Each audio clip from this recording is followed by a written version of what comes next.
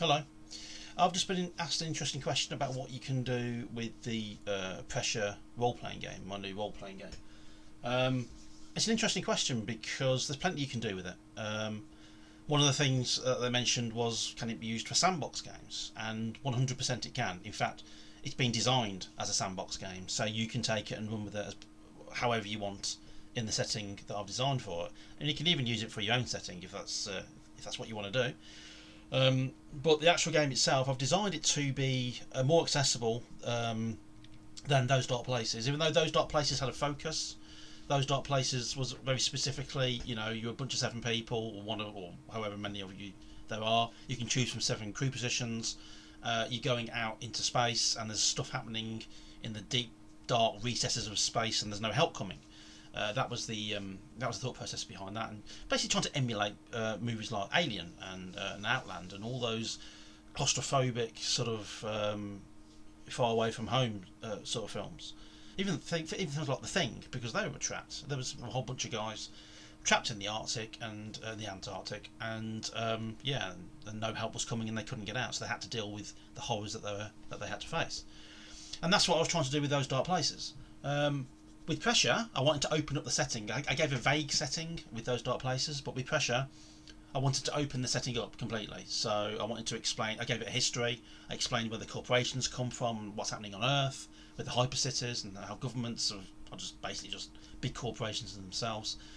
And then I explained what it was like in Earth orbit, and then the solar system, and then further out into deep space. And then there's all sorts of threats and terrorist groups and organisations and all sorts that the players have to deal with. And while Pressure is focused on the SOS teams, the Special Operations Squads, who are employed by corporations and governments, so-called governments, to go out there and deal with the problems that probably they've caused themselves, and deal with the horrors. You can play anything you want. The skill system is malleable enough for you to change around as you see fit. You can create any kind of character that can do anything pretty much. And you can even create your own skills. So if you want to play something different, like a reporter, a cook, or an entertainer, that sort of thing, then you can actually insert your own skills. And that's what gives the Pressure its strength. It plays almost exactly the same as Those Dark Places, but now you've got more options, and along with those options comes character progression. So now you can play campaigns. So yeah, you can pretty much do what you please with it. You can go where you want and do what you want, either within the setting or, like I said, or with one of your own. The actual kind of games that you can run, the games that let's talk about the kind of games that I like to run in Pressure, the games that I have run in Pressure. And these have mainly been mysteries and investigations, not just with SOS teams. The SOS teams were put in there to give the game a little bit of focus, but the game that I was running was with an ex-military person who thought he'd witnessed something a long time ago, and he was taking a good friend and a reporter with him to try and uncover this mystery.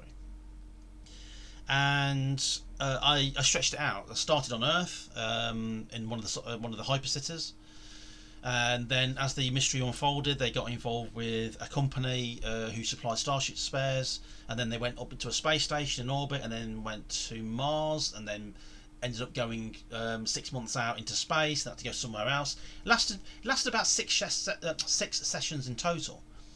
But those are the kind of games that I like to play with Pressure. I try to do it with Those Dark Places, but Pressure is better designed for those kind of games. So the players did a lot of travelling.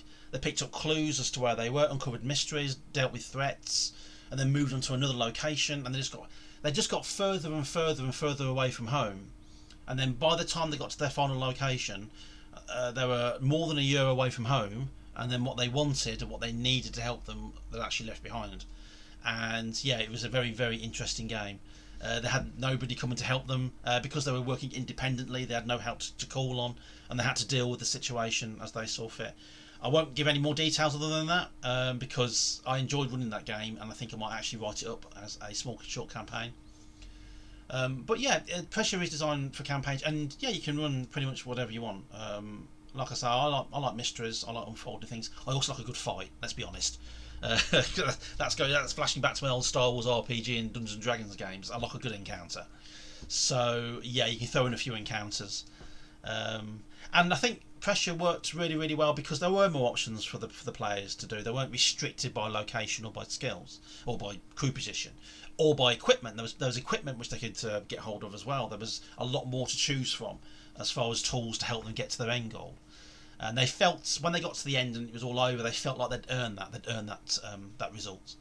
And they were in a better place. Their characters were better progressed. They had decent equipment. They had a ship. So yeah, it was a good game. So yeah, you can run any kind of game that you want with Pressure, and it's well, I like it. I love it. I spent a while writing it, spent a while designing it, and when you're writing a sequel, of course, you want to try and capture what you had from the first one, but you want to expand on that. And originally, I was just going to add more crew positions and maybe talk about the background. But then I figured I want to give power back to the gaming groups. You know, I don't want them to be restricted just because I've got this idea of what a horror science fiction game should be. So yeah, I've handed the power back. So pretty much you can do what you want with it. You can play it as you want. There's loads of optional rules in there so that you can have a better chance of surviving and make it a bit more action adventure. For Those Dark Places, I wrote a supplement which you'll find on drivethroughrpg.com. And it's called what is it called? Cosmic Quest. That was it.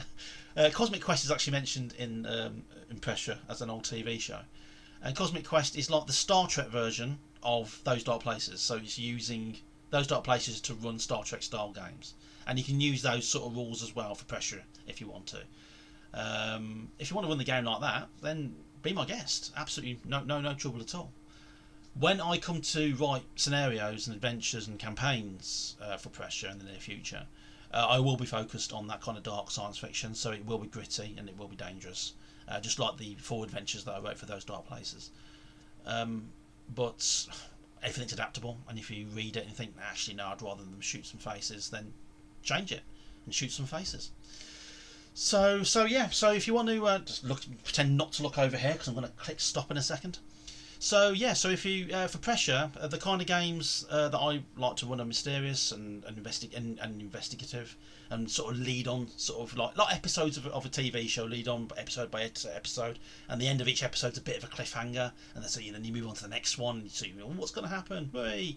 So for the most part, those kind of games work, and but yeah, with Pressure, you can do what you want with it. There you go. Too long, didn't listen. I don't care. Do what you want. Anyway, nice one. Thanks for listening. Ta-ra.